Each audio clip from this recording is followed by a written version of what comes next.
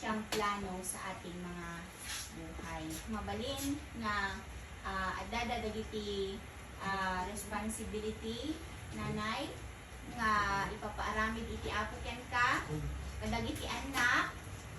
Mabalin nga iti responsibilidad mo ket iti mangidawdawat ken mangikarkararag kadakwada.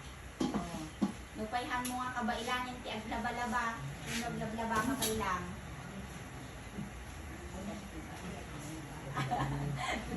No, mabalin nga amo kabailanin ti aglabalaba wenno obra-obra ti nagdadagsen.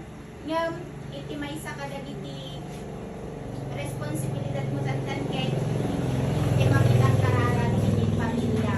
Mangikot kadagiti anak, patugang ken apo nga insabot na ka. So, mabalin siguro nga masabi nga karkararag na mangidawdawat kanyada,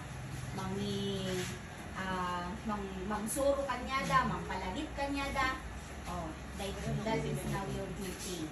Na laksit iti hamo nga kabailanan ang trabaho para kanyada. At damit dagiti sa bayan na.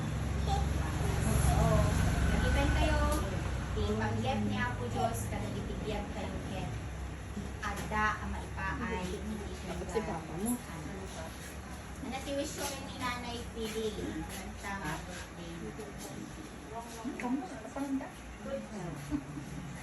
Si Ate.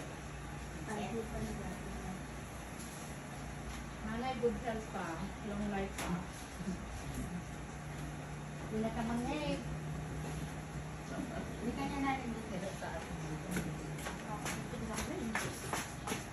Nanay good health and long life pa. Hindi na Pili. Dear Nanay. Agad mo yung sakit mo.